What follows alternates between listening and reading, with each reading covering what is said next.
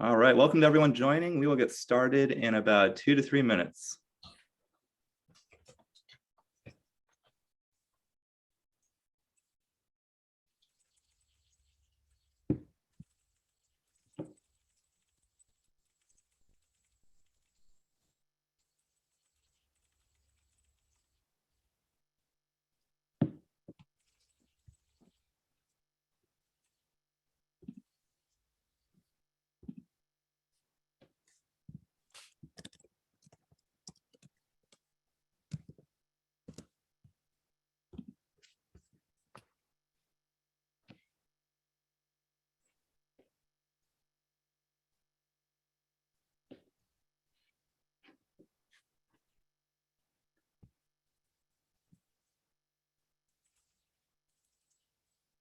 All right, welcome to everyone joining. Once again, we'll start in just a couple minutes here. So who does everyone have for the Super Bowl today?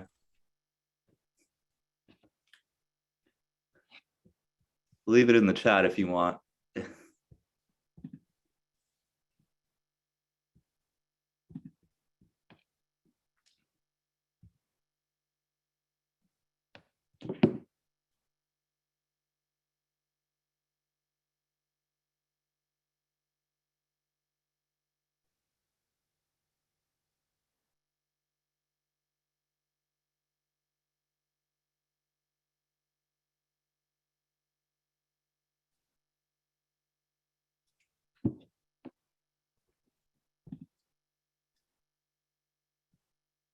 I'm seeing a pretty even split here. Rams, Bengals, Bengals, Rams, Bengals, yeah. Rams.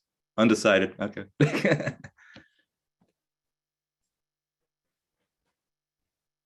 I'm rooting for Matt Stafford. There you go.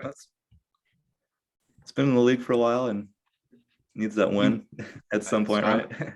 Because I'm from Chicago, I grew up a Bears fan and sort of laughing at the Lions all the time, except when Barry Sanders was on. But watching Matt Stafford be this tremendous quarterback on a middling at best team was always kind of a bummer. Yeah. I guess we'll see in a few hours. Chiefs, yeah. Well, so this is a different Super Bowl related question. What is the best Super Bowl snack? Like, what's the best thing to eat while watching football? That's a great question. Yeah, that is a highly contentious topic as well. So put that in the chat too. He is a good snack. I think beer and carrots could not be further apart in terms of.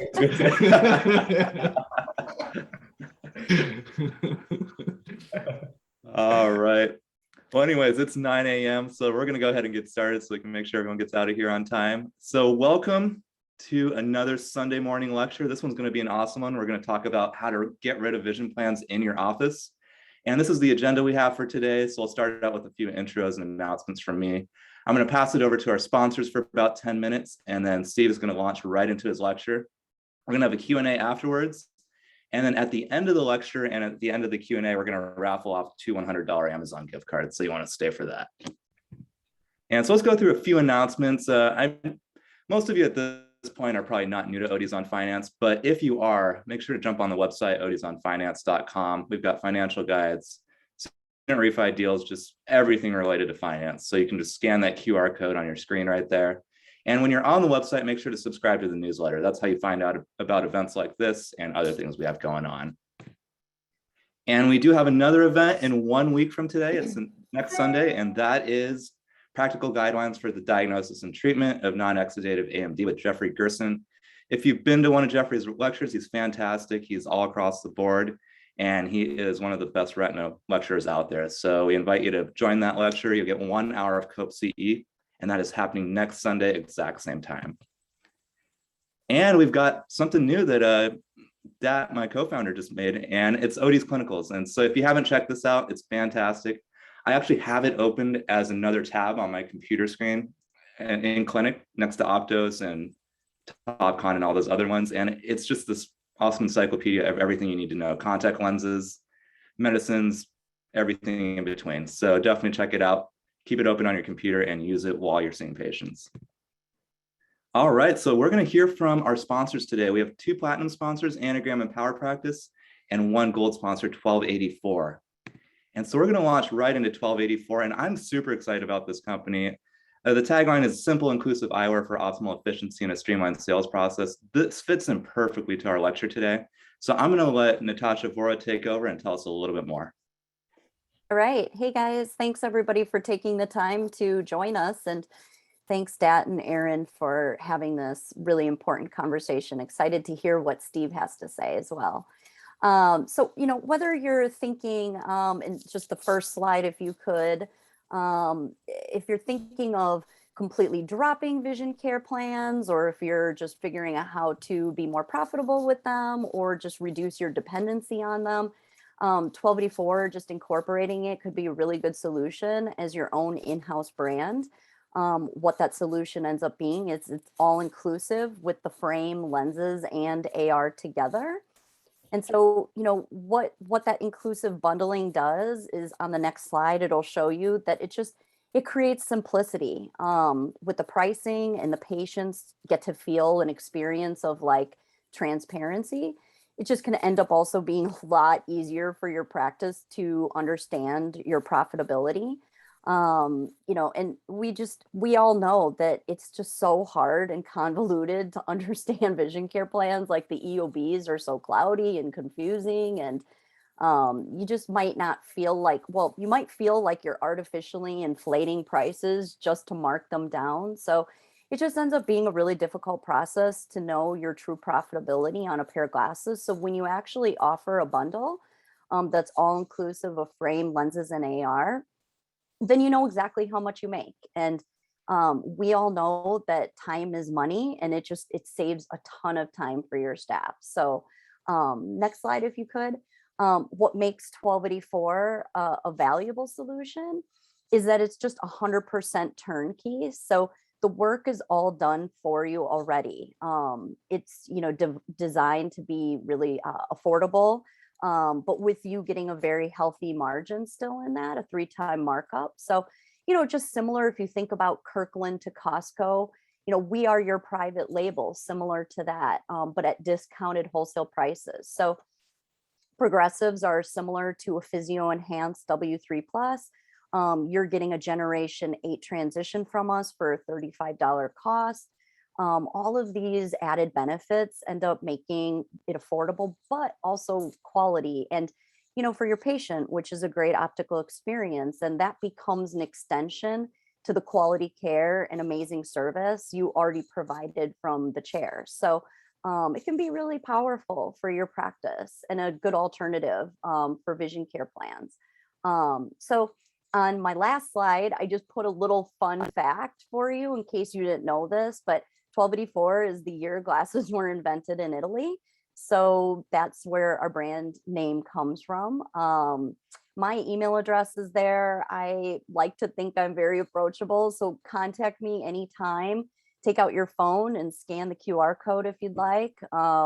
It takes you to more information like our pricing and everything, but we're also doing a webinar coming up. So if in the chat, Dad or Aaron could just put in a link to our webinar that we're going to have on Wednesday, you can learn more that way. So reach out anytime. Thanks so much, you guys.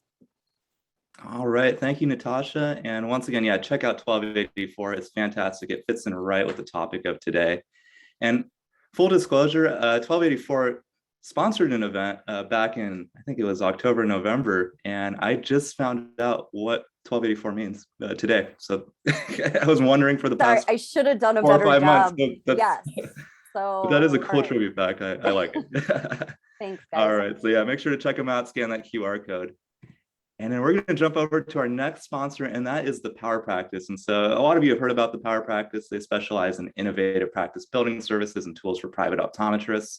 And the mission is to increase our doctors' quality of practice life, efficiency, and profitability. So to talk more about the Power Practice, Bethany Fishbein couldn't be with us today, but she recorded a video from a hotel room that she's staying in because she's doing some lecturing this weekend. So let's go ahead and listen to that. We're really excited to be sponsoring this particular lecture and helping make sure this content gets out to current and future optometry practice owners, because it really says everything that we believe, which is that you as the practice owner are the one in the driver's seat of the practice, deciding where it is you want your practice to go and doing the navigation to help it get there. I remember sitting in a lecture about practice vision or mission given by a mentor of mine, who was actually our consultant when we hired chiropractors to help us open our office in 2001. And hearing him tell the practice owners in the audience to ask themselves the following questions to understand what it is that they were trying to create. So the questions were, what do you love to do professionally, right? What are the things that you get the most joy out of doing? Who are the patients that you most enjoy working with? What are the things that you are better at than anyone else? Or the things that you do that are truly unique? What do you want your practice's reputation to be in the community? If somebody tells somebody else about your practice, what is it that you hope that they're saying? What are the things that you want your practice to be known for? And years from now, what do you want the legacy of your practice to be? What is it that you want your practice to be remembered for? And he would ask, what is it that you want on your optometric tombstone? Here lies this eye care practice, ... What's the next sentence? It's probably not, they were in the plan. There's so many great things that practices can be known for, and so many great reasons that somebody would choose you over someone else. And as you start to build your dream, you think about if all of your patients were coming in for those things that you love to do the most, they were people that you wanted to see, what your day would look like, and maybe how similar or different that is to where you are now. So at Power Practice, we have consulting and coaching services that are fully tailored to each individual client's vision of success. And that vision is should look different from one practice to another to another. No two practices are the same, no two owners are the same. And so things that they want might be completely different. And we really work with our clients to help them refine that vision until they can clearly see this great mental picture of what the practice of their dreams truly looks like. And they can see it so clearly that they can communicate it to staff, they can communicate it to vendors, they can communicate it to patients, and they can communicate it to us so that we can see it clearly with them and know what it's going to take to help them get there. We have one of our optometric consultants visit the practice, and our consultants are optometrists who have been successful in private practice. Most of them were Power Practice clients at one point themselves. And we're looking at the practice in all different areas. The look, what does the practice look like? The money, how are the financials? Is the practice making enough, spending not too much? Is it financially healthy?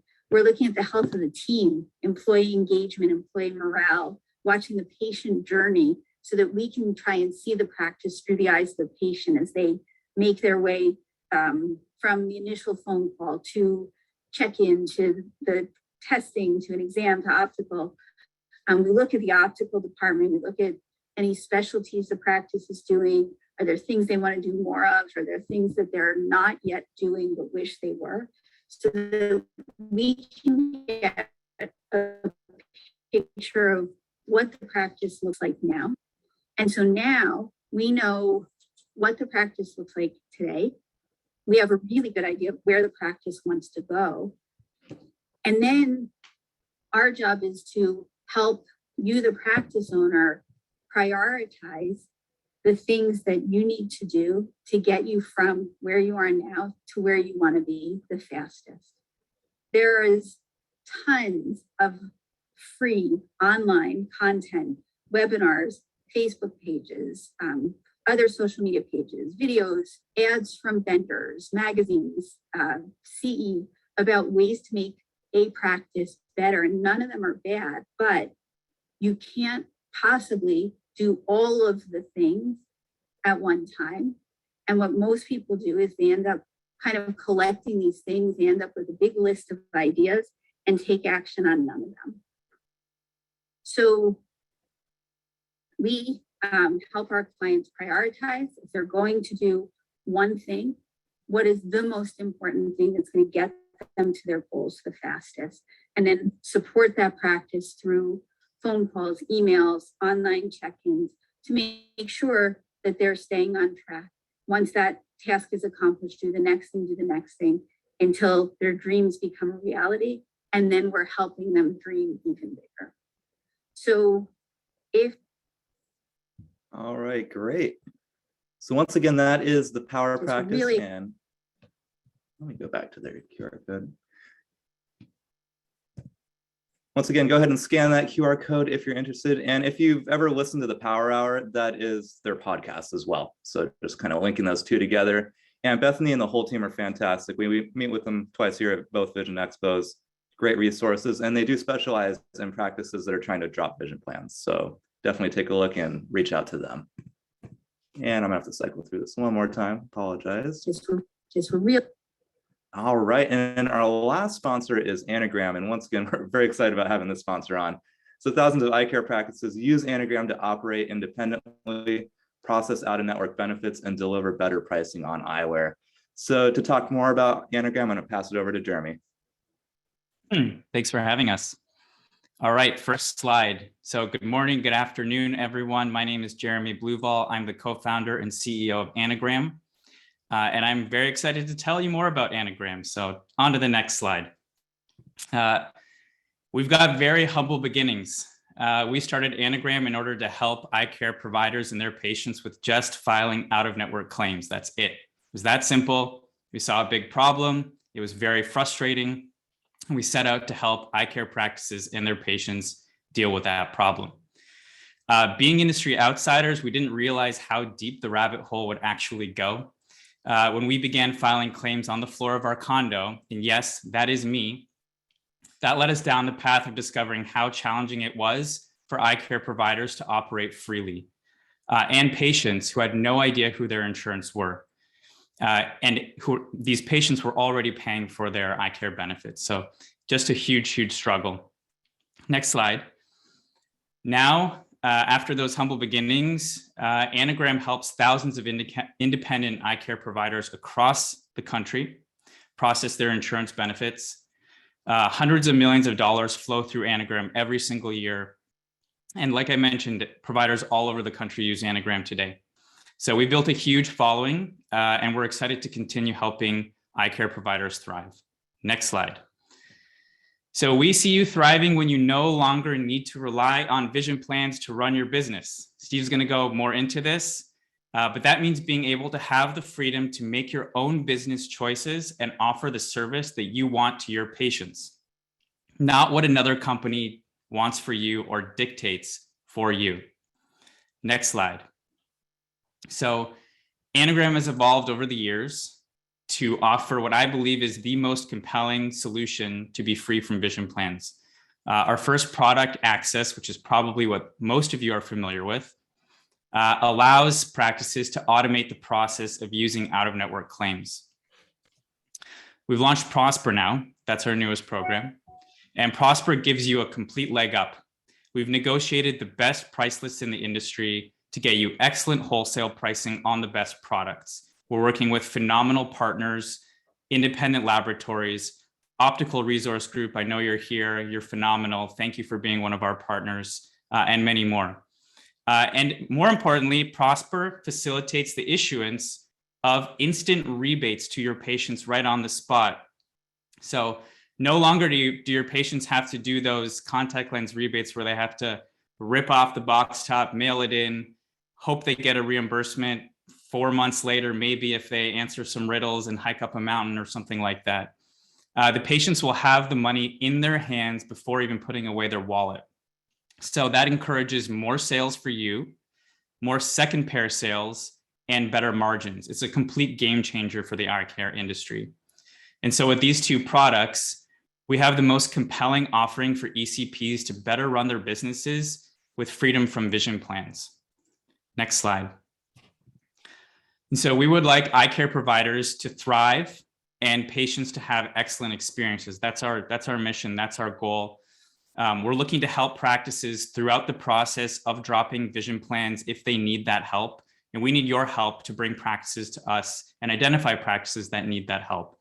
I'm incredibly excited and proud of Steve Alexander to have him presenting here for you today. He's a phenomenal thought leader. I'm really proud to work with him. And I'm excited for everyone here to join us in our fight to bring freedom to eye care providers around the country. So thanks for having us. All right. Thank you, Jeremy. Thank you, Anagram. Once again, if you're here for this lecture, Anagram kind of fits in right with everything that's going to be talked about today. So definitely check them out. All right. And then we're going to go ahead and commence with the event today. We're running right on time. And just a few disclosures. This is a non-CE event. You're not going to get CE credit for this. All material is property of the speaker and not us. And all views and opinions expressed are that of the speaker and not us. All right. And so who is Steve Alexander? Well, Steve has been in the eye care industry for all of his adult life and then some. He started as an optician at age 16 and has worked as an ophthalmic tech, lab tech, practice manager, regional manager, operations consultant, and has worn a bunch of other hats in both private and corporate eye care settings. Over the last 8 years, he has been consulting with practices to find ways to better understand their patients, the ecosystems in which they work, and how to create a practice of which they can be proud.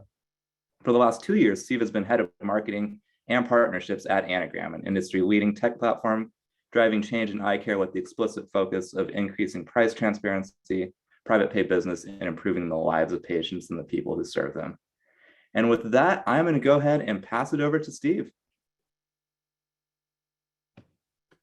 Thank you, Aaron. Thank you so much for the introduction. Thanks everybody for putting this together.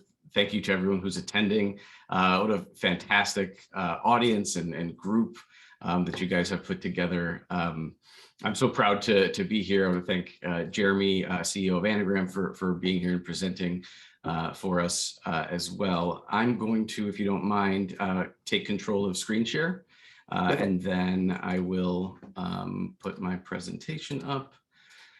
And all right, can everyone see my screen? It should just say ODs on finance. A quick thumbs up. Excellent. Okay, perfect. I did, please, as I get rolling in this, feel free to ask questions, throw them in the Q&A.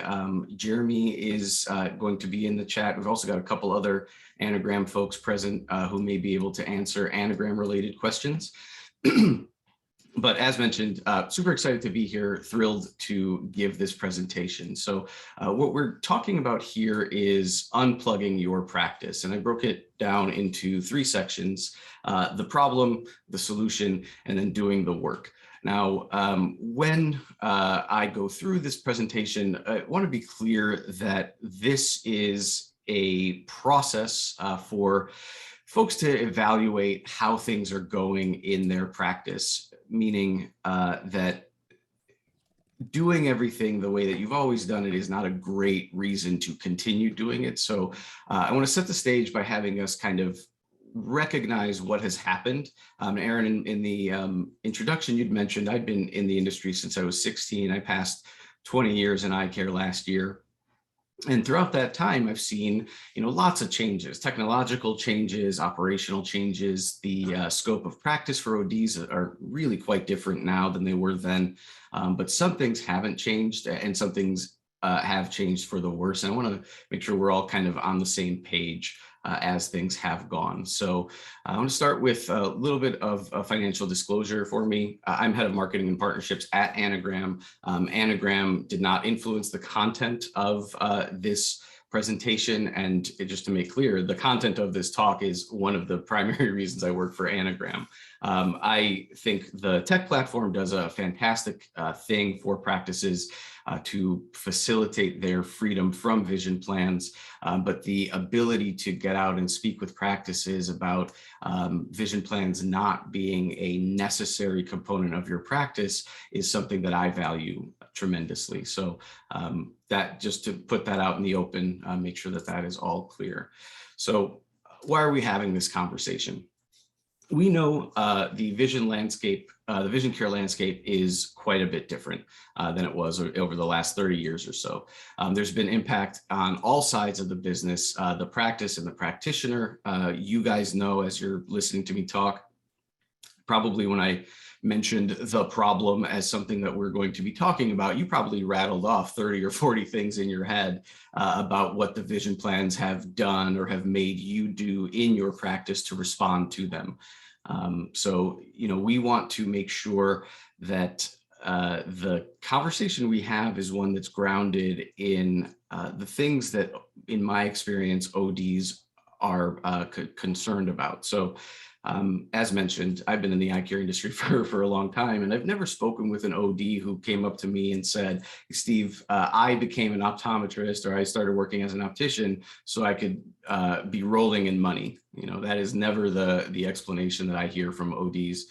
What they usually say is, I became an optometrist because, you know, the first time I put on a pair of glasses, my world changed and I wanted to be part of that for other folks. Or when I saw my brother or sister or mom or dad get glasses, it changed their life and I wanted to be a part of that. Most practitioners, most opticians that I speak with are really in it, genuinely in it for the service of their patient. So when I talk about revenue in this presentation, it is in the context of the understanding that in order to see patients, in order to have a successful practice, the practice must be profitable. There's kind of no two ways around it. If a practice is not profitable, then the number of patients that you're going to see will eventually be zero, and we'd like to avoid that. So vision plans don't just impact the practitioner, they impact the patients, they impact the vendor partners. Patients, by creating somewhat deceptive pricing structures and incentives that patients don't have the time to become aware of, that actually feed to the bottom line of the companies that own these vision plans.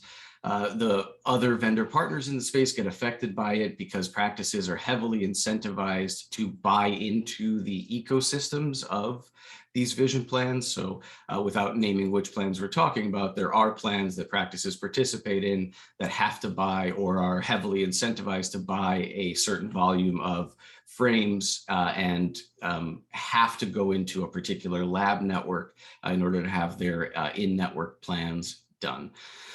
So those impacts, what do the vision plans benefit? What does participating in a vision plan benefit practice? And the easiest thing to say is that they do, in fact, drive patients through the practice's doors. And then on kind of the outside of that, what happens once you see those patients, and we're going to talk about the restrictive nature of vision plans in a bit, but you also have to know that there's a cost associated with seeing plans on an in-network basis. So the give and take here, as I see it, is if I were to go to a practice and say, hey, doc, I'm going to drive 200 patients through your door this year. How does that sound? I suspect the doctor would say, that sounds great. What do you charge? And then if I were to say 60% of the revenue that you get from those patients, the doctor would rightly laugh me out of his office, because the idea of charging the vast majority of your revenue for the purposes of seeing that patient is an incredible cost that is often not calculated in this decision. So now I mentioned in the previous slide, we would talk about restrictions. So I don't want to read through all of these, but I mentioned a couple of them. Your frame selection is influenced, your lab selection is influenced, but some sort of hidden costs of vision plan restrictions, and sometimes not even the restrictions, but the hidden cost of participating in vision plans is you become, or a hidden cost, you as a practice become reliant on those vision plans to drive patients through your doors. So what does that mean? That means when an employer makes a decision to go from one vision plan to another, and it's one that you don't take, then you might lose those patients anyway. If your entire business model is predicated on vision plans sending patients to you, those changes that employers make are certainly outside of the vision plan's control and definitely outside of yours. So what plan do you have in place to see them in that case? The other side of it is, the vision plans make a lot of requirements of you with the labs that you use, the products that you use, but also the way you structure your normal retail pricing. So a practice, let's say if they're going to submit a pair of glasses to an in-network plan, for their fullest reimbursement, which is the only way the practice can be reasonably profitable, they have to price their lenses above a certain point so that they don't get a lower reimbursement, so they get their max reimbursement. And Will Toe touched on it in his presentation a couple of weeks back, which was fantastic. He touched on how you must price your program, price your practice in order to be profitable on an in-network basis. And when you're pricing to what a vision plan thinks your products are worth, it fundamentally affects how patients perceive your pricing. So, in the last 20 years, Warby Parker has come up and Zenni Optical has come up, and a lot of discount eyewear stuff has become more and more prevalent. And part of the reason is that private practice eye care has the perception of being really expensive. And it's not an erroneous perception. It's not misguided. It is pretty expensive for somebody to walk in, pick up a frame and see that it's $400 and ask about lenses and learn that those are also $400. And, from our end, we know that materials are expensive and coatings are expensive and tech that goes into the lenses, all that stuff comes with a cost, but it's difficult for somebody who doesn't know those things to make that leap unless we help them along. And it's also worth considering that often we sell those top tier progressives and ARs, not because they're the best thing for the patient, even though they're good. I don't want to cast aspersions at the quality of those products. We don't sell them because they're the best thing for the patient. We sell them because that is what we have to sell them in order to maintain profitability.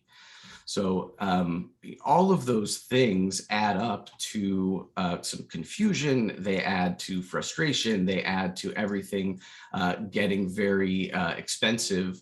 And, it's something that I think in all of my conversations with doctors, everyone feels it, right? There's this pervasive feeling that vision plans aren't doing right by the practice or the patient, but there hasn't been this broader movement to make change in that regard. And I think it's time. It's well past time that we made a decision as an industry that we can do more. And I think the time is right for a number of reasons. I think the pandemic has taught us quite a bit about what we can do as practices with a lower patient load. I think, something that I didn't touch on in the previous slide is that with the advent of more and more vision plans and with the lowering or stagnation of reimbursements among the vision plans, practices have had to fill the chair with more patients, have had to build more infrastructure so they could see more patients more quickly. And, their top line revenues as a result have gone up quite a bit. They're seeing way more patients than before and generating some amount of revenue. And a lot of the financial conversations I hear in OD circles are about the top line. And there's a couple of reasons for that. One, top line is way more impressive than the bottom line is. And two, I think the top line keeps growing while the bottom line maybe doesn't so much. And there's some questions to be asked about why that might be the case. Now, I'm going to pause to take a drink of water here, and then we'll get into what Freedom's vision plans have. All of them. They have all of the freedoms, basically. they set up a system that favors themselves. And it's not a secret. If you were running a business that had this kind of network, it maybe you would also set up a system that would benefit yourself. But I think the weight has shifted. There is way more benefit to vision plans than there are to patients or practices, and it is up to us to make the change that I think needs to be made for that equity to shift. And let's talk about the restrictions on vision plans. None. They can do whatever they want.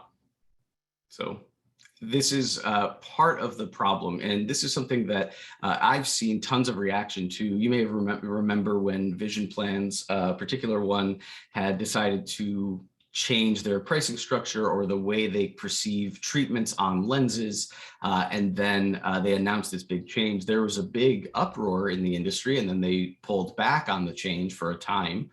They haven't reinstated it as far as I know, but it is likely a matter of time before they do. And this is another situation. Once you're in with a vision plan and once you're deep in with the vision plan, that stepping away becomes kind of unfathomable, then any changes they make are something that you just kind of have to deal with, especially if you've not thought of a way to build up other sides of your business where you can't step away from them, because then you will have nobody to see. So I think it's vital that we ask this question. What do you call a business that doesn't control which products to sell, how much to charge, who their suppliers are, or what their bottom line looks like? There's not like one answer to this question. People have kind of referred to, I've spoken with folks who've referred to vision plan practices that are deep in with vision plan as secret franchises, because a lot of the decisions are already made for them. A lot of their supply chain is predetermined. A lot of things that they might otherwise want to control is taken out of their hands.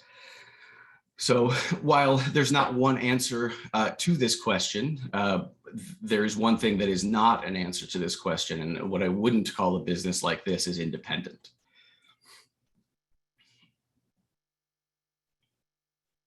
And I like to let that notion sit a little bit. But if you own a business and somebody else is telling you how to run it in really significant ways, I'm not talking about a consultant who's trying to help you achieve your goals, or a partner who thinks maybe we could try something new, but somebody who really limits what your level of service could possibly be.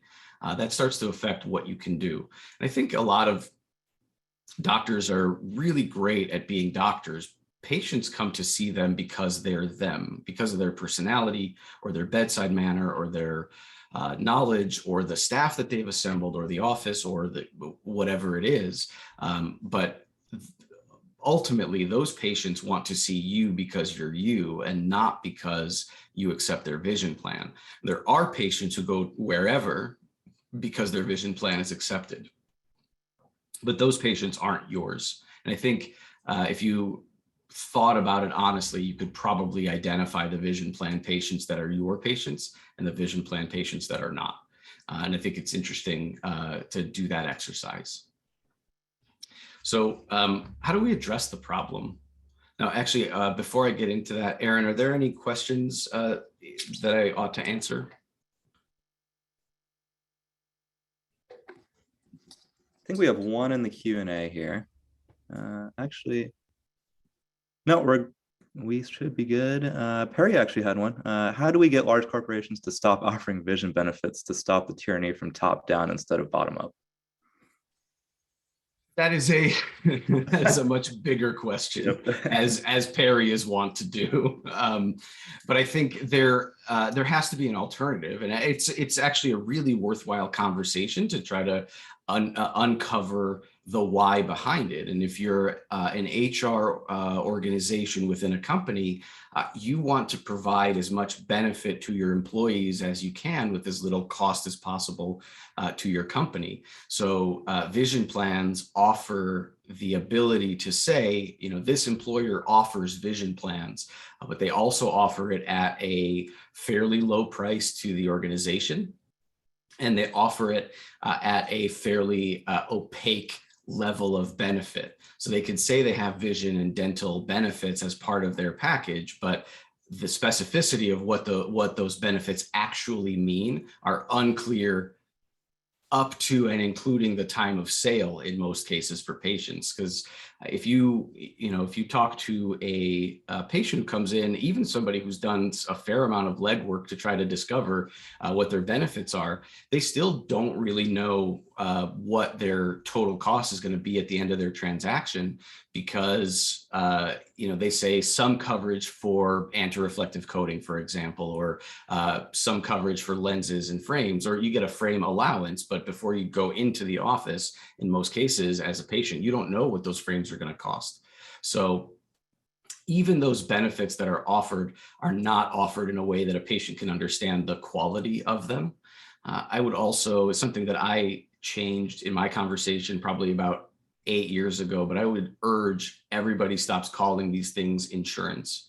If you notice, I've not said insurance at all. I said vision plans repeatedly, because they are not insurance. Insurance at least implies that they're covering some sort of risk from a pool. There is no risk associated with vision plans. They are discount plans with extra steps. That is all they amount to. Now, they have some funding associated with it. The practices get some reimbursement after they file the claims, but it's not insurance. It is a discount plan, one that varies wildly and one that has a ton of restrictions. And to be fair, they have a huge network because employers want this product. So in answer to Perry's question, we need to give employers something better. I don't want to mention what I think is the solution to that here because it's the company that I work for, but there are things that can be done. And most of all of this presentation is about the process of change that you can go through as a practice to make vision plans less of a burden. If an employer gets wind of practices that are changing how they do stuff in a way that lowers their costs and allows the employer to stay the good guy, then they will absolutely take that opportunity. But I think that is a bigger conversation. All right, great. And then we've got 2 more questions before I let you continue. Sure thing. First one was from Robert, actually, and then the other one from Michael. They're basically the same question, which is a very good question. What if many of your VCP patients only want what's covered and you can't even get them to agree? Oh, and then it disappeared. And you can't get them to agree to any sort of fees. What do you do with those patients? Yeah, I think that's a really important topic of conversation. So I mentioned earlier that those patients who are your patients and the ones who are not, the ones who are your vision plan patients, or the ones who are the vision plans patients. That's those folks. Those are the people that want what their vision plan said is a pair of glasses or is what they need. And that is not a patient that is actually interested in your expertise or the expertise of the staff around you. As an optician, anytime I had a pair of glasses leave my office without the AR coding, I felt like I had failed. I didn't describe enough what a pair of glasses without the AR coding is missing, or rather what a pair of glasses with the AR coding had in terms of benefit. Now, not everybody can afford everything. That is a way of that is a truth that we have in American life, that not everyone can buy everything all the time. But on a out-of-network basis, which I think is the thrust of this question, you will know what the patient's reimbursements are at the time of sale if you have Anagram. If you don't, you will know that they will get some amount of reimbursement, and you can make some assumptions. Those out-of-network reimbursements for the exam tend to look somewhere between $40 and $60, between $50 and $80 for frames, and between $50 and $80 for lenses, in that approximate range. You also, on an out-of-network basis, have full control over what your costs of goods are and what your prices are, because you're not subject to anyone's rules. You can set your pricing on frames. You can actually participate in programs like 1284, actually, that lower your cost of goods and simplify your pricing structure. And and I apologize, Natasha, I'm not sure if you use private label lenses, but you could use private label lenses, white label progressives and digital single vision lenses that have the same level of tech as the big four lens manufacturers do, just without those click fees. So what I would suggest is maybe don't concern yourself with the patients who only want what's covered, but think about what you can offer to all patients that are of a good value. And I think value is this word that it has over the last period of years, it has kind of lost its meaning. There's a confusion about what is value. And I think a lot of it is sort of marketing terms where value just means inexpensive. But value isn't just cheap. It is something that is worth a while, that feels like I paid about what it's worth. And a lot of that is in psychological justifications that patients aren't great at. But I used to do this exercise with them that, how long do you wear your pair of glasses? Oh, 2 years. Okay, cool. Well, this pair of glasses is going to cost you $750. If you keep them for 2 years, that's less than $1 a day. These glasses are actually less expensive, or less than you spend on coffee over that time period. Given that you wear them for 12 hours a day, every day, they're actually the least expensive thing that you own. That kind of conversation is one that you can have, especially if you're able to give your patients a reason to come see you. So I hope that that answers that question.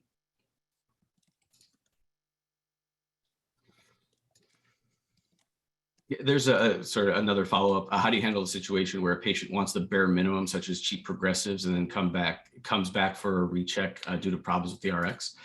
I think it's hard to answer that in this context because it is pretty individual. I mean, there's a lot of troubleshooting to be done about that. And I would also say that less expensive progressives tend to need more precise measurements, even though the higher end progressives have that position aware compensation available.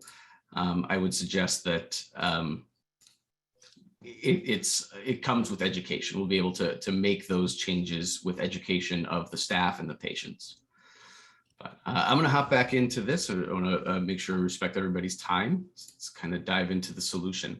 So step one, assessment. And there is a little bit more detail on each of these slides that I'm probably going to go into.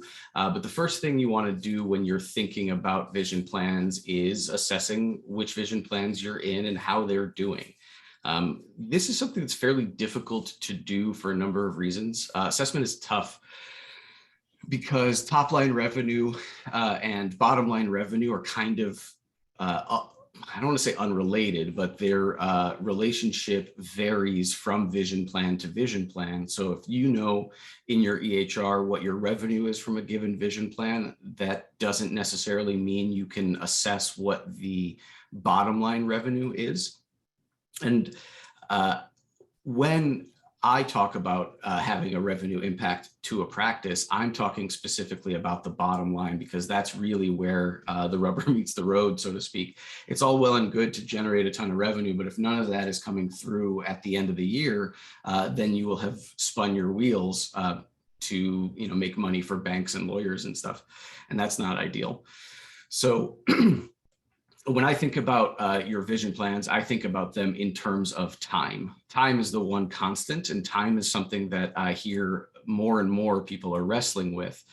There was a really great conversation, I think actually on ODs on Finance, or several really great conversations on ODs on Finance, that people are talking about being booked out 5 or 6 weeks in advance and asking about, what should we do? And a lot of responses were, well, that's a good problem to have. And on one hand, yeah, it's good to be in demand as a practice, but there's actually a lot lost when you're booked out 6 weeks in advance. New patients will not wait for an appointment. New patients will go to wherever they can go if they're urgent to get whatever service they need done.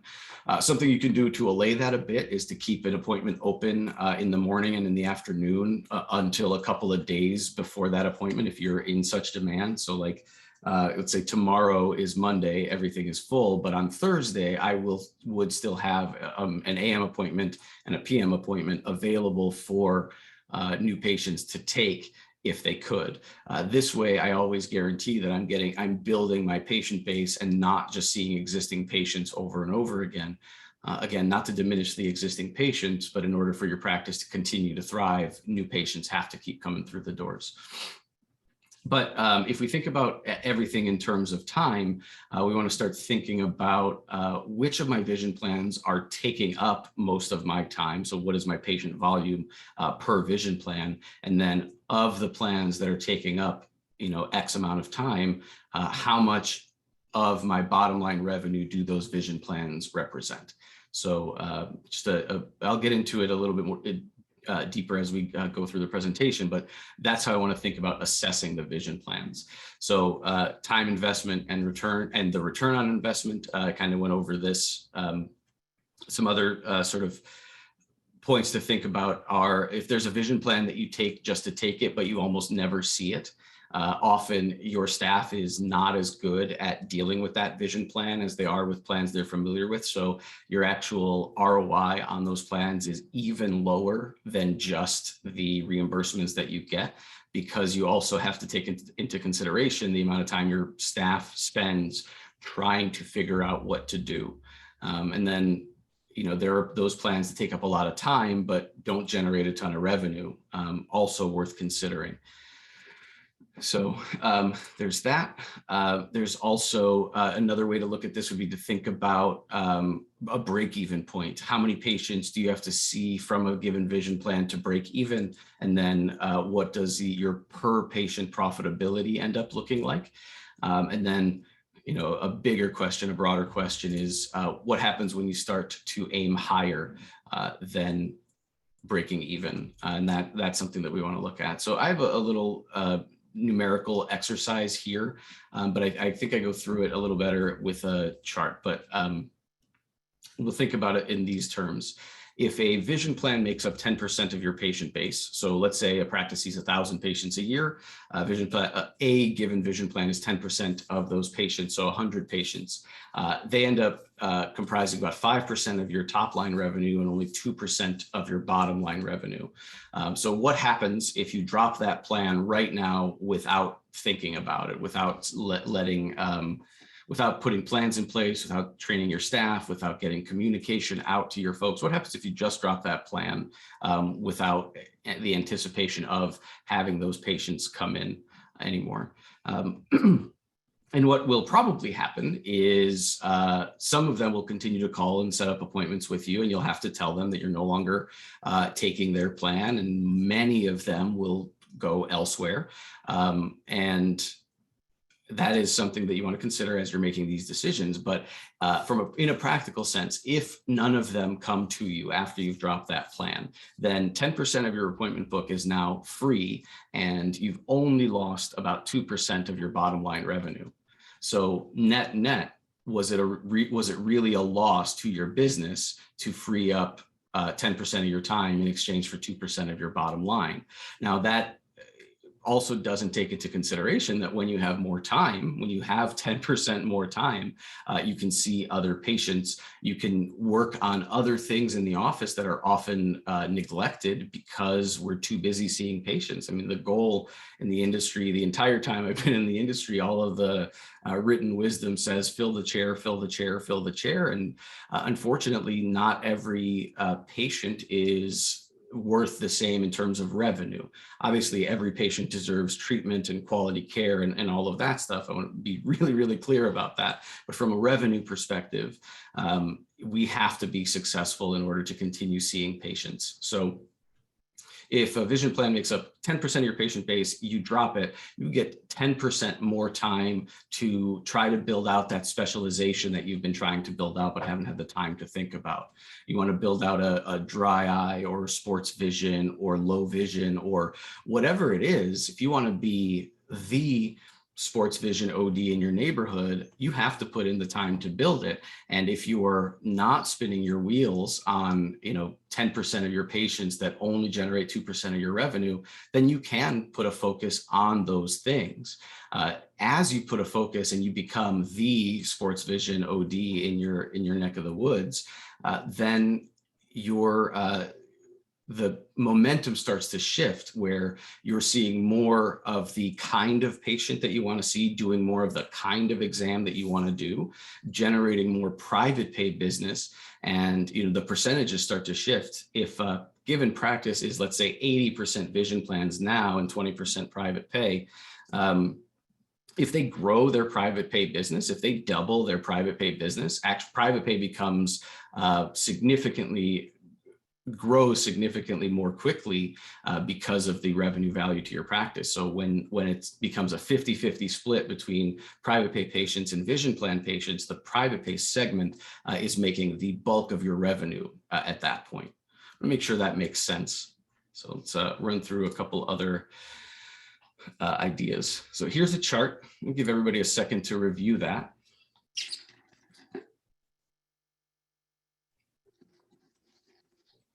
Okay, there are a couple of questions.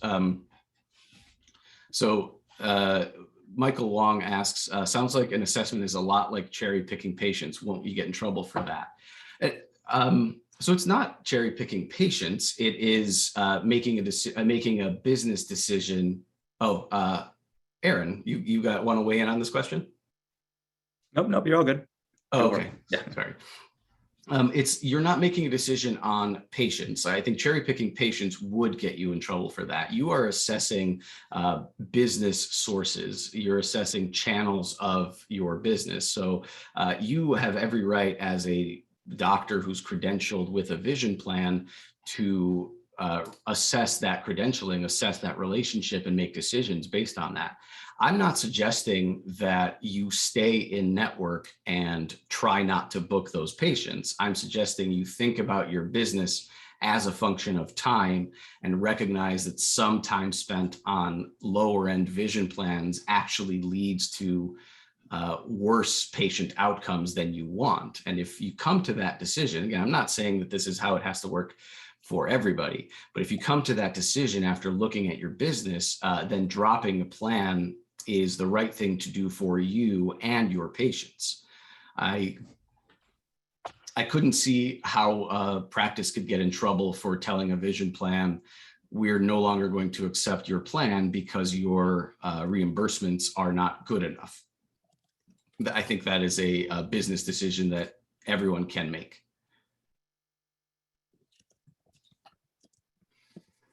So this table here is just another example of kind of what I talked through earlier, but with a few more numbers attached to it. So if we smash focus on the vision plan 4 here, if we look at they're delivering 50 out of a practice's total 1,000 patients, 5% of their book, 4% of their top line revenue, 1% of their bottom line. If you drop it today, you lose all 50 of those patients if you don't do anything to keep them. And that's not what I'm suggesting you do, by the way. I'm suggesting that you make every effort to keep them, and we'll go through that in a little bit. But if you do nothing to keep them, you're going to drop 50 patients, you're going to lose 1% of your bottom line revenue, which opens you up to do more in your practice with the patients that you do have and to go out and find other patients as well.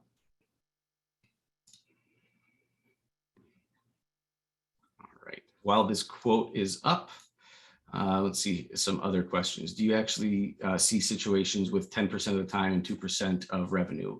Yes, actually. It is pretty common to see that. So when it is 10% of your patient base and your reimbursements are low, and or those patients tend to stick with what is allowed by their vision plan, there are a number of examples that I'm sure you all can think of. But if you're limited with what you can offer and you're limited with what you can generate, then that the bottom line is fairly low, kind of instinctively. You also know that if you have to do remakes for those, which do happen from time to time because those labs by and large are not putting out the highest quality of work. If you have to do a remake, then your bottom line has gone down even a bit further, not just because the patient satisfaction is lower, but because your staff has spent more time dealing with that work than they do with other stuff. And this is not, it's not every situation, but I think it's it's easier to talk about these things when the numbers are simpler to follow. One other question is, if we do drop vision care plans, do you suggest altering current fee schedules for services and usual and customary in the optical? So I would suggest actually that, when we talk about dropping vision plans, I always suggest that practices do so from the bottom up. So if I slide back to this slide here, when I say from the bottom up, I mean as a percentage of your book. So if you're dropping one plan at a time, your usual and customary fees will probably stay the same because they're probably consistent across all of those. And they probably ought to stay consistent across all of those. That's not to say that you can't give cash pay discounts or prompt pay discounts on services and materials when you're out of network. So let's say this practice drops Vision Plan 4. When they're out of network, that patient is effectively a private pay patient. So they are subject to the practice's usual and customary fees for their services and the usual level of service that that patient would receive on the exam side. And then they would also be subject to the usual and customary fees in the optical. If your optical is built to generate revenue, you would probably already have relatively low cost options available to your patients. Low cost, high profitability, I think, is a good way forward that allows you as a practice to give your patient a high quality product at a price that they're happy with, where you're profiting as well. So as a general note, one of the bigger vision plans in the space on the top tier AR, top tier progressive in like a poly, practice's net revenue on that is somewhere around $120. If you're okay with $120 as your net revenue from selling a pair of glasses to a patient, then all you have to do is take your cost and add $120 to it, and there's your retail price. I suspect that if you do that math, your retail price is pretty appealing at that point if you're only adding $120 to your cost. I'm not suggesting that you do that. I'm suggesting that you think about what your net actually looks like with these vision plans and what your pricing can look like if you don't have to do that. I think that makes sense. Okay, so we're ready to make the decision, right? We talked about vision plans. We've decided the vision plans aren't doing what they need to be doing, so we decided to kick them out the door. We're doing the work. What does that mean, right? What do we do next? So in order for your practice to be successful, you now have to go out and find your patients. So it is what we had talked about before. What kind of doctor or what kind of practice do you want to be and have? There are lots of different specialties that an OD can do, and every OD I speak with has a number of different specialties they'd like to do. It's awesome to constantly work in an industry where everyone is fascinated by the work they do and everyone wants to learn to be better and more technically proficient at it. It's genuinely so fun. But a part of the business that most ODs don't do as well as I think they probably could is the marketing side, is getting out and helping their patients find them. And a lot of it starts with your value proposition. Why should patients come to you? And I've had this conversation with a number of clients. And one of the first things that I start with when I'm consulting with somebody is asking them how much their exam is. What is your usual and customary fee for the exam?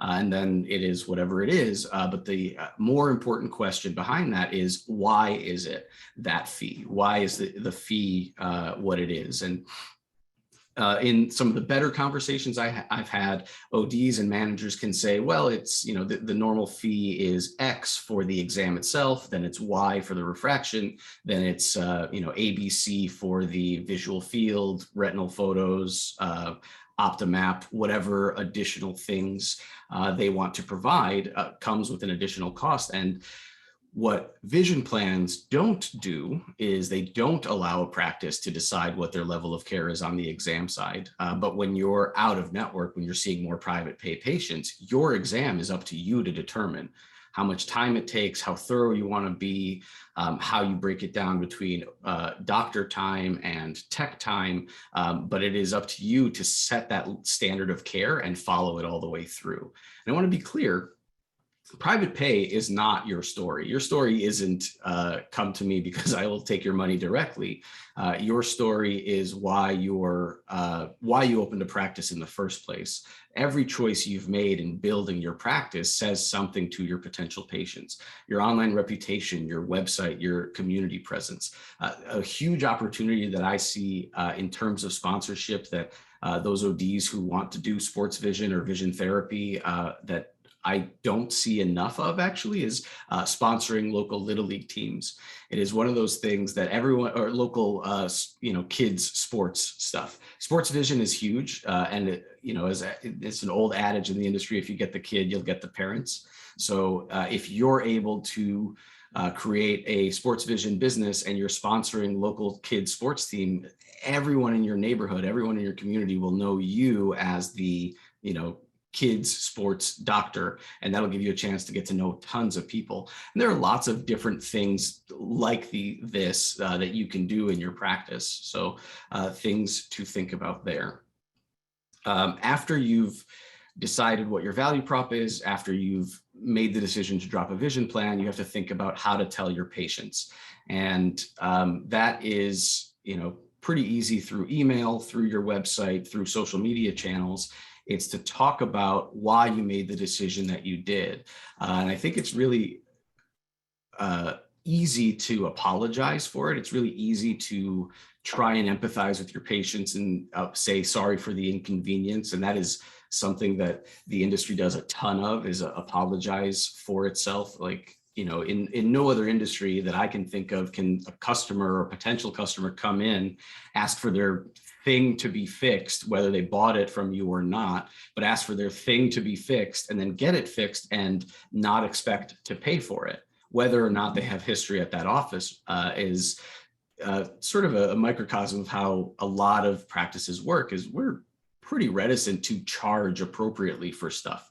And I think we're pretty apologetic about having to make some of the decisions that we have to make. So I would suggest that as we tell our patients, we do so in a positive way. Here's what we did, here's why, here's the benefit to you, and be genuine and honest about why you're doing it. And the patients that understand will come to you, and the patients that don't won't. But you know, those patients tend to be insurance chasers, and they were never really your patients to begin with, if you follow the logic from earlier in the presentation. Quick case study. East Main Vision Clinic has been dropping vision plans. They lost around 80% of those vision plan patients. It wasn't long before a lot of those patients came back. In the end, or not in the end, but the last time we checked in numerically, they've seen an increase in their new patients, a 20% lift in revenue per exam, and a bunch of other things that we could get into with a longer case study, but I want to be conscious of time here. This is a note on how the communication ought to go. I'm just going to highlight never an apology. It's not an apology. It gives better opportunities to take care of your patients, and it gives you the chance as a practice to prove yourself. Quick question here from the audience. What if we consider VCPs as a marketing cost? Yeah, I think that is a good way to think about things if it works. So if you're able to see a vision care patient and then transfer them into a medical patient, I think there's value to that. The downside to that kind of thing is you have you may or may not have the sense of their loyalty. And in the event that their employer changes their vision plans, would you keep them if they went to then a different plan that you don't take, or are you, or do you have to take every plan in the hopes that does it? Now, there's not one way to do this. You can, if you know a particular set of patients has a vision plan that then leads to a good medical plan, great, make a plan for that and execute it. I don't think there is, I want to be super clear. I don't think that every practice can be totally out of network with every vision plan and do this successfully. I think Dr. Toe made a really great case for specialty contacts with VSP as being the opportunity to be quite profitable for you. And if that's a segment of the business that you want to succeed at, by all means, do it. But that could be what I'm talking about here, is that you focus on building your specialty contact lens business. And while you're doing that, you are doing less and less of the generalist, low-end, low-revenue vision plans to allow you the time and space to focus on the products and services that you want to provide. I hope that makes sense.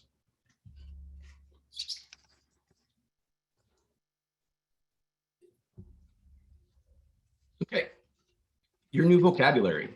So you have decided to drop, you figured out how to talk to your patients are aware that you've dropped a vision plan.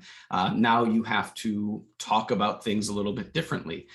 You have to train your staff. Now, we don't have to get into the specifics of this here, but staff training and specifically around vocabulary is something that doesn't happen as often as it should. And a lot of that comes down to being too busy to devote the time to staff training. But you want to make sure that your messaging is delivered clearly and consistently, and that you work with your team to get better at it. One of the reasons I suggest practices start from the bottom up when they're talking about vision plan, dropping vision plans, is if you drop a plan that's like 70% of your patient base right now, and your staff isn't equipped to convert those phone calls from patients asking questions to appointments on the book, you're probably going to lose more than the number of patients that you expected.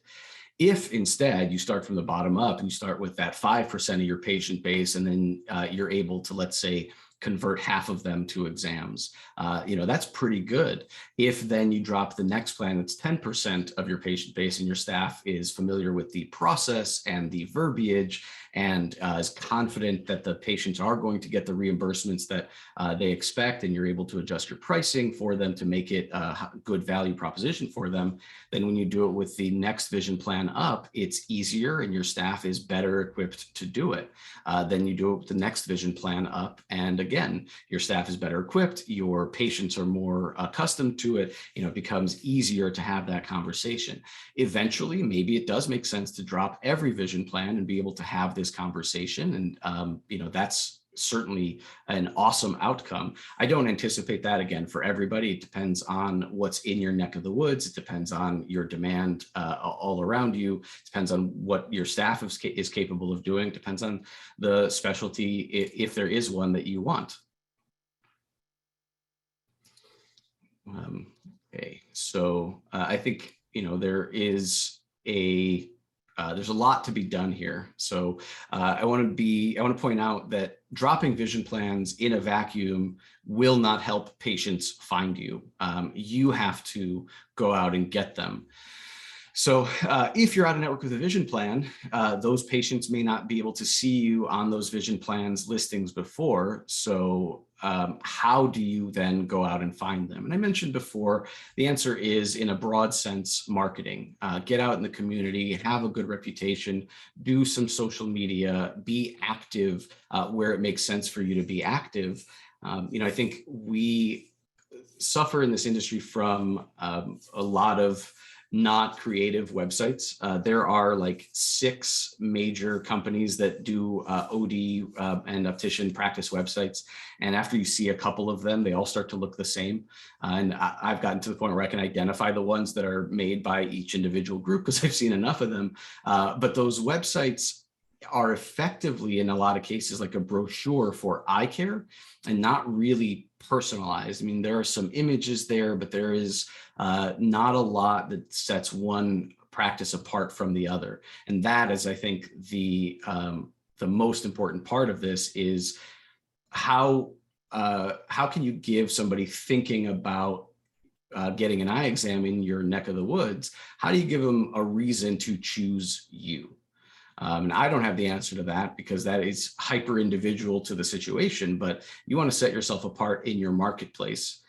So your messaging on the internet, your messaging in social media, in the community, all of that should be about setting yourself apart and giving your patients a reason to come see you. The Little League sponsorship, that's one of those things that probably gives parents warm fuzzies, and parent warm fuzzies are a really great motivator to get patients through your door. This is the last slide. This is not a poem. It's not homework or anything. It's actually just my favorite poem. But I think like a lot of our situations, it can be misinterpreted. So a lot of the surface level read of this suggests that if you take the road less traveled by, you'll have better success. But the way that I read this poem is it actually doesn't matter which direction you choose, whether you choose the path on the right or the left. It's up to you to make that the right decision. So if you choose the path more traveled by, the vision plan path in this case, that's still fine. It's just up to you to make the next decision such that the first decision was the right one. And maybe that next decision is switching paths a little bit later on, and maybe it's doing more specialty contact lens work or adjusting your prices or whatever it is. But ultimately, whatever decision you make, it is up to you to make it the right one. I believe that there are enough tools available to you, enough knowledge available to you to make dropping vision plans the right decision in a lot of cases. But it is extremely important that everyone on this call, everyone watching this video understands that it is extremely individual. So there is the right time to do this and the right time to execute on this. And it has to be after you have a full understanding of your business and are ready to put in the work to make the change happen. There is a huge push among millennials and younger to shop local, to go to local mom and pop shops as much as possible.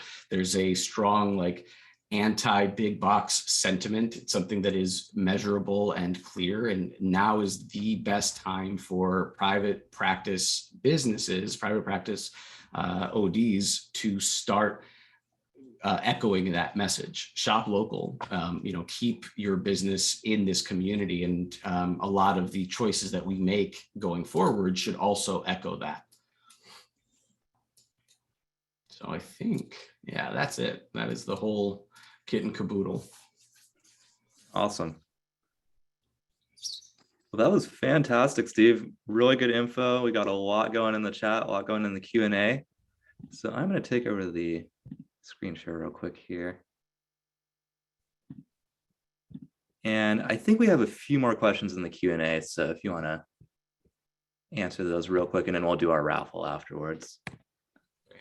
I think the last one that I saw, it looks like there was an answer, but the last one was, you mentioned earlier that out-of-network benefits for patients are usually around 40 per exam, 60 to 80 for frame, and something for lenses. So it varies from plan to plan, certainly, and even among individual vision plans, but single vision is around $40 in terms of reimbursement. And remember, that's not an allowance. That is a dollar amount that the patient will receive after having paid full retail price or discounted retail price at your discretion at your practice. But single vision reimbursement starts at around $40. Awesome. And I think there's two more questions in the Q&A. I have Carrie Chapman, you raised your hand. Did you want to ask a question live, or was that a mistake? All right, why don't we answer the Q&A? All right, so I think Jeremy is answering the top one, but let's go with Jill's question. Has anyone ever offered a membership internally, like a Costco membership, then the patient would get a discount, but the office would collect the membership fee? I actually think this is a really great idea, something that some concierge practices that I know have implemented something along these lines. It is, looks like there's some people in the chat that suggest this is a good idea. Yeah, I think it's awesome. I think there are plenty of practices that have their patients' loyalty.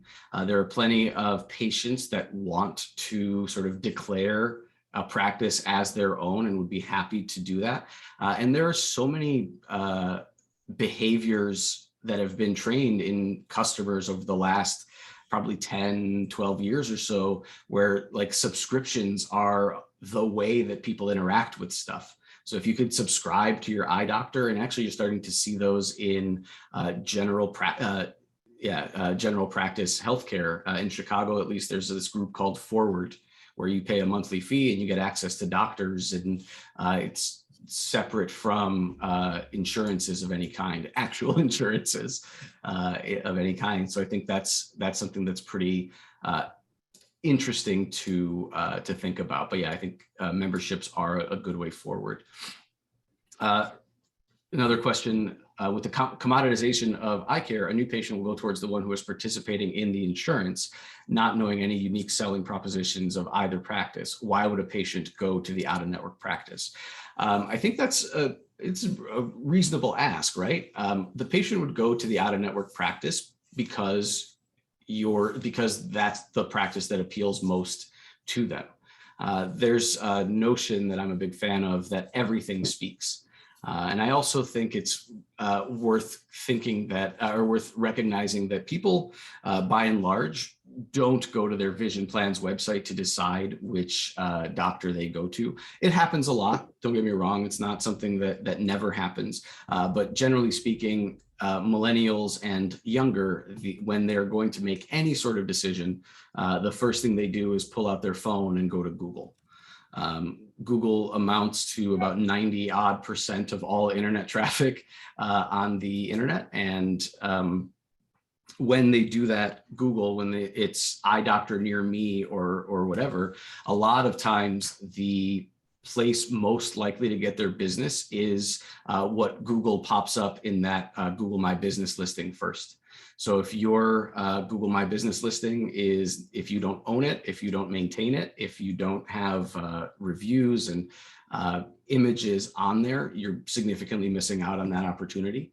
But I would also suggest that patients don't know the difference between in-network and out. When your patient calls your practice and says, do you accept Davis Vision or whatever, they don't care if you're in network or out. What they're actually saying to you is, I have a vision plan and I would like to know if I can use it at your practice.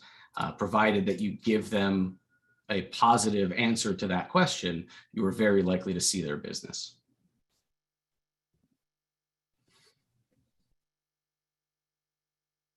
All right, awesome. Any other questions from the audience? Feel free to put them in the Q&A, or you can raise your hand and we can get you live. There's one that says, is there a law that you can offer only up to 20% discount to cash patients if you take medical insurance? Can't charge them less than what you bill Medicare. I don't want to speak to that. I don't know for sure. I don't know if there's a law around that.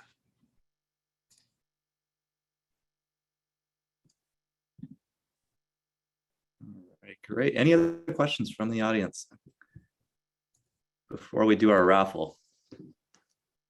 That is a really good question. I have a question, actually. Yeah, what is some of the worst vision service plan that you basically recommend always to drop first?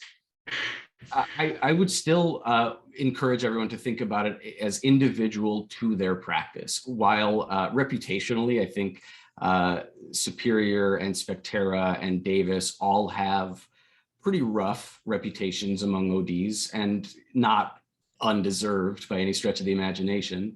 But I would say that it is really situational. If I'm in if I'm a cold start in a part of the country where everyone around me has Davis vision, or if I'm near a state capital and everyone who works in the state capital has Davis vision, which is fairly common, I would probably suggest that, you retain that until you're on a path to build enough private pay business where you don't need that anymore.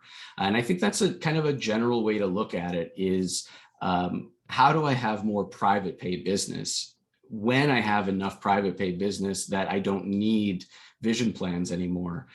Then you can start making those decisions. Now, there are certain vision plans that when you do the evaluation, as I had suggested, they become really clear that you don't need them right now anyway. Especially like the easiest ones to think about are those vision plans that you accept just to accept them. And you know that you only see them once a month, right? You see one patient a month with that vision plan. There is no reason to be credentialed there.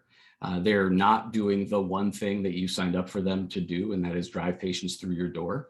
And then add on top of that, that it is confusing for your staff to do that so occasionally. Add the relatively low reimbursement, add the additional confusion that you don't need to participate in. So if there's a plan that is driving, let's say, fewer than 3 patients a month into your office, that is fewer than 36 patients over the course of the year, get rid of them now, because you will lose nothing from getting rid of them. If there's a practice that is driving, let's say 5, more than 5 patients, but less than 10, really have a look at what your profitability looks like for them. If you're getting about 5 to 10 patients a month from a given vision plan, pull every single receipt associated with those vision plans or those vision plan patients and run them from beginning to end. Here's how much time my team spent working on this, which you should know your kind of general overhead cost per hour. Here's how much it cost me to produce these, and here's what my net was. And I would also suggest that you do that not for the current month, but do it for 6 months ago. That way you can see history if there were returns or exchanges or complications that came along with those orders, so that you can then think about like, oh, so not only did I barely make any money the first time, the second time I actually lost money.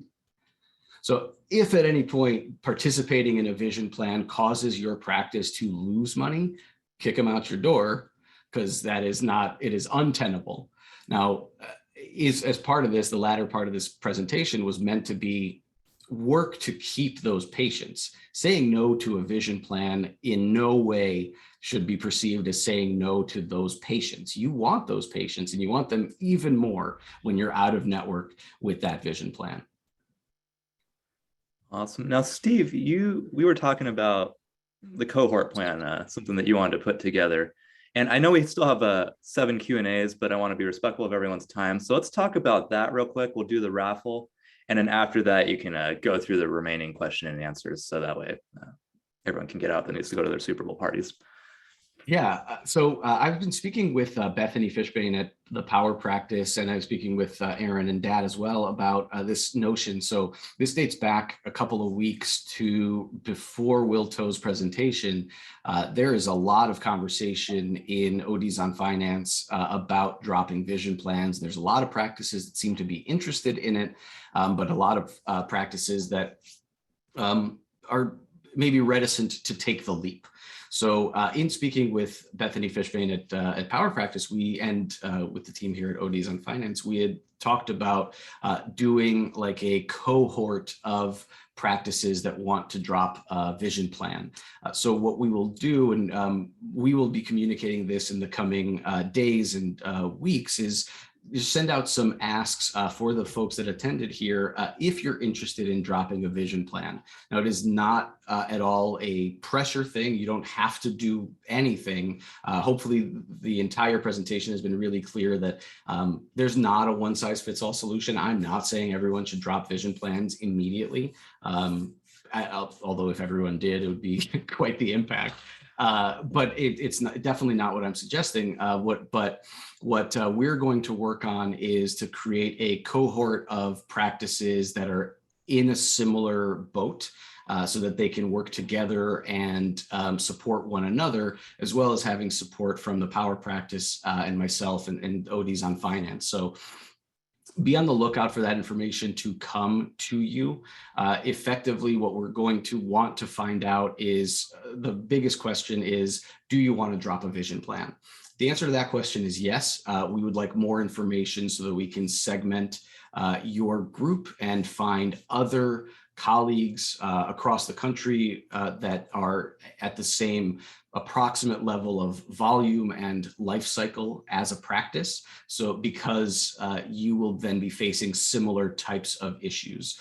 It's difficult for a practice that generates 500K in revenue to have the same sort of situation that a practice that makes 1.5 million in revenue. So we want to set up the cohorts such that there's a little bit more parity across the groups. So be on the lookout for that. I think it's a terrific idea. I think it's a terrific opportunity for us to be able to tell the story that practices that are interested in dropping plans can work together to share best practices, to share resources, to support one another in this. Because I think a lot of messaging in the industry for a long time has been, be independent and, with one hand, be independent, with the other hand, sign up for these vision plans. But I think there is a lot of value in having a practitioner make decisions for their practice. And I think there's a ton of value in practitioners working together to make one another better. All right, awesome.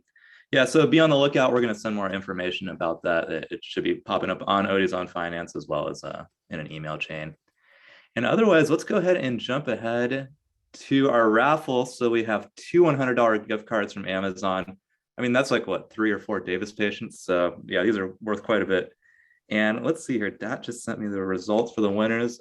Winner number 1 is Jason McKay. So Jason McKay, if you are still online, go ahead and claim your $100 gift card, and we will send that to you via email. And winner number 2 is Lori Nishida Eugenio. So Lori, go ahead and claim your gift card as well if you're still online. I think I saw both of you in the chat as well, so I know that you're active in this lecture. So congratulations to both of you. Once again, sign up for this lecture. This is our CE lecture that's coming up next Sunday, 1 hour of COPE-approved CE on retina. And once again, I want to thank all our sponsors. So Anagram, Jeremy, thanks for, you've been fielding a lot of questions in the chat. And Natasha as well, you've been doing a lot of work in the chat, so 1284. And of course, Power Practice, Bethany couldn't be with us today, but definitely check them out. And otherwise, Steve, any final words? I think all the questions are being answered in the chat, but anything else you have to say before we sign off and watch the game? You are muted. I was so muted. I again want to thank you guys for the work that you've done. I've been really pleased to work with everyone at ODs on Finance. What's really incredible is seeing the activity in the chat. During this webinar, the questions are really pointed and perfect. I think this is the type of group that will make an impact on the industry, and I can't wait to. I'm thrilled to be a part of it, and I can't wait to see what this group is able to accomplish. Thank you, everybody. All right, and with that, we are going to go ahead and sign off. 2 raffle winners. I think I shot you the email, so you can send us an email. And other than that, Steve, what is your contact info if they want to reach out to you? I know I've got Jeremy's, but let's go ahead and give them yours as well. Absolutely. My email address is steve@anagram.care. Yes, and Steve is the man to reach out to. You can certainly reach out to me, but Steve's also a great resource. All right, fantastic. Sorry, one more thing. If you guys would like to reach out to my office line, I have a number that you can call or text at any time. It is 224-296-1963. I'm not always available to answer calls directly, but I do have a handy voicemail transcription service. So, you know, if you want to leave voicemails or shoot texts, I will then respond back. But I'm always open to questions, always open to having this conversation, exactly because I think it is one of the biggest things we can do to shift the tide of where the industry is headed. Awesome. Well, fantastic. Once again, Steve, thank you for that lecture. Always a wealth of information. And we've got everyone, we're going to go ahead and sign off. Steve, you got 2 more questions in the chat. So if you want it, you can answer them live, or if you want to type them up. But yeah, everyone, feel free to enjoy your Sunday. We appreciate you spending a couple hours with us this morning. Yeah, I'll happily just answer 2 quick notes because they're good. I agree letting them know up front is best, but I'm not sure how to go about letting them know without alienating our private pay patients by asking about insurance they don't have. If you have an EHR that you've been tracking patient emails and you know their vision plans, you should be able to generate a report from your EHR to email them directly. If not, you can put a splash page up on your website or your social media talking about the changes that you're making and that it specifically affects this group of patients. Those aren't the only strategies, but those are 2 quick ones.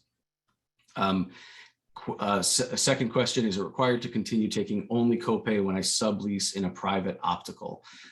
If you are in network with VSP and you're only able to submit claims for their vision plan, for their exam stuff, then yes. If you're out of network for VSP, you can charge whatever you like and then submit the out-of-network claim on behalf of your patient, or ask that so that's if you have Anagram access. If you don't have Anagram access, you can print your receipt and suggest the patient fill a CMS 1500 form and file it themselves. I will caveat that though, vision plans will look for any reason to deny a claim, and the patient will definitely fill it out incorrectly. So know that going in. All right, fantastic. Well, we are going to go ahead and end the meeting. Everyone's got Steve's info in case they have more questions. But once again, Steve, thank you. Thank you to our sponsors. All right, and then Chris says go Bengals, and I'm sure someone says go Rams. All right, everyone, have a good Sunday. Take care. Everybody. Take care, everyone.